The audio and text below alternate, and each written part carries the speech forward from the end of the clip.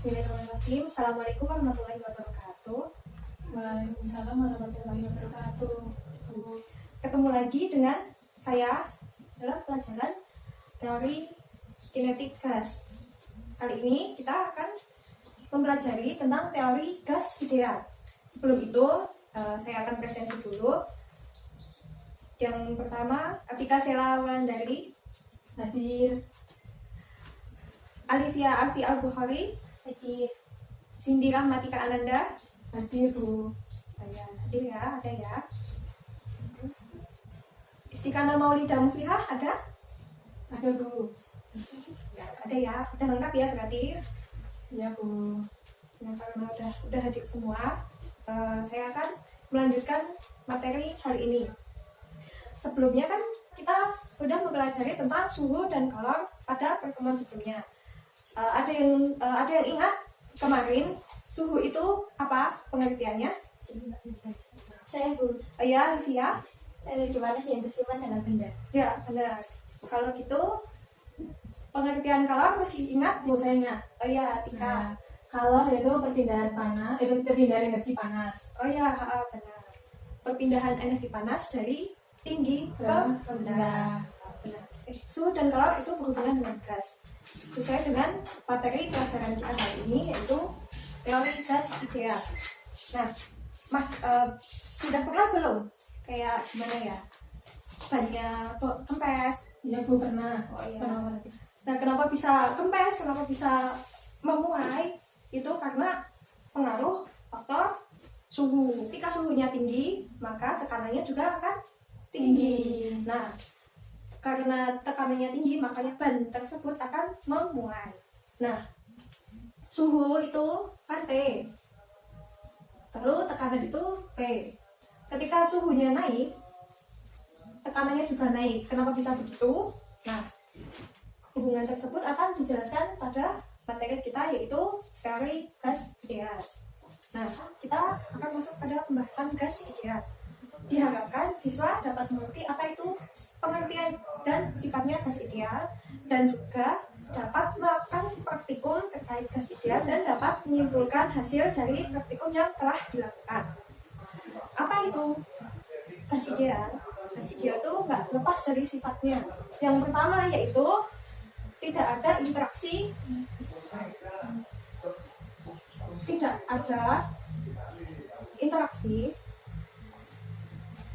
antara molekulnya. Bagaimana caranya agar gas itu tidak terjadi interaksi antara molekul-molekulnya? Saya, Bu. Ya, Ika. Melebarkan jarak. Ya, kalau semakin lebar jaraknya, maka interaksi yang terjadi akan semakin sedikit. Lalu yang kedua yaitu tumbukan pada molekul gas penting sempurna.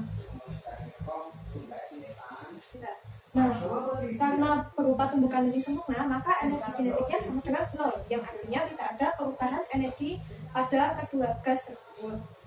Lalu yang ketiga yaitu ukuran molekulnya dapat diabaikan. Nah, menurut sifatnya yang ketiga yaitu ukuran molekulnya itu dapat diabaikan. Seumpama gimana ya?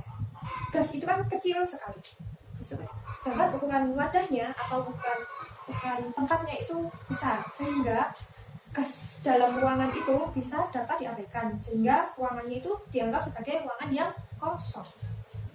Lalu yang keempat itu bergerak secara acak.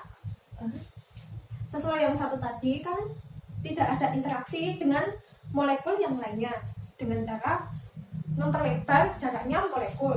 Nah, ketika tidak ada interaksi berupa tarik menarik, dorong mendorong atau interaksi yang lainnya, maka molekul gas itu akan bergerak secara acak dan tidak menentu. Itu tadi adalah sifat-sifat dari gas ideal. Nah, bagaimana rumus dari gas ideal itu sendiri? Rumusnya P sama dengan N R T.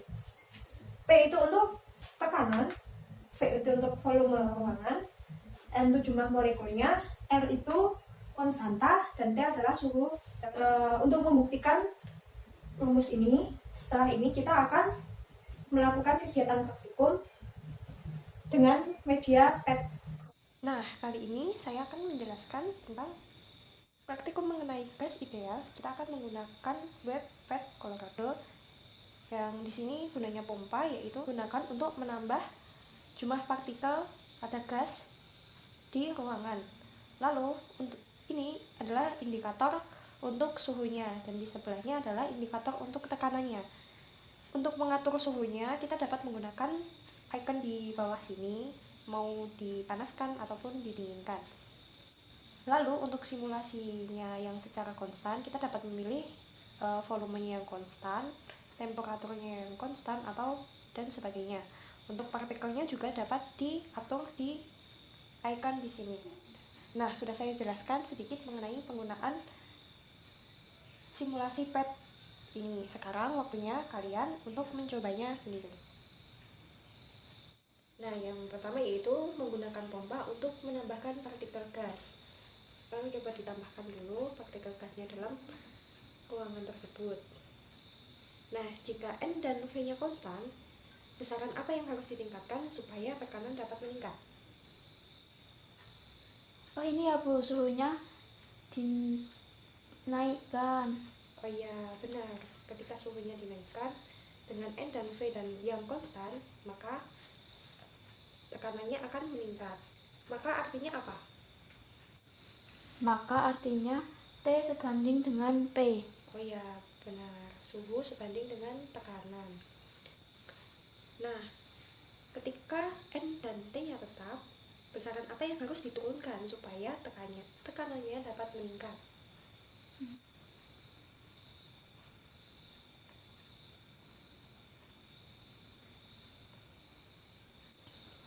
Oh ini Bu, volumenya dikecilkan. Iya, benar. Ketika volumenya dikecilkan atau diturunkan, maka ikut meningkat. Yang itu artinya yaitu P berbanding terbalik dengan V. oh ya, P atau tekanan itu berbanding terbalik dengan V, volume suatu wadah atau ruangan. Nah, yang terakhir, jika V dan T-nya tetap, besaran apa yang harus ditingkatkan supaya tekanannya dapat meningkat? Maka ini Bu, jumlah partikelnya ditambahkan. Oh ya, ketika jumlah partikelnya ditingkatkan, maka tekanannya juga ikut meningkat. Dari praktikum ini, apa yang dapat disimpulkan?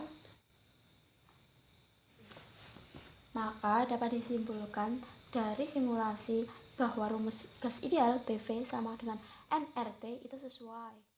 Nah, setelah memahami teori gas ideal dalam teori kinetik gas, ada pertanyaan nggak sebelum saya tutup? Ya, karena tidak ada pertanyaan, saya jelaskan sedikit mengenai materi selanjutnya yang akan kita pelajari, yaitu tentang hukum-hukum gas ideal. Lalu yang terakhir Ibu kasih tugas ya, untuk lebih memahami teori gas ideal. Nanti Ibu akan kirimkan kepada salah satu dari kalian. Ya, udah sekian dari Ibu. Saya tutup pelajaran hari ini. Wassalamualaikum warahmatullahi wabarakatuh.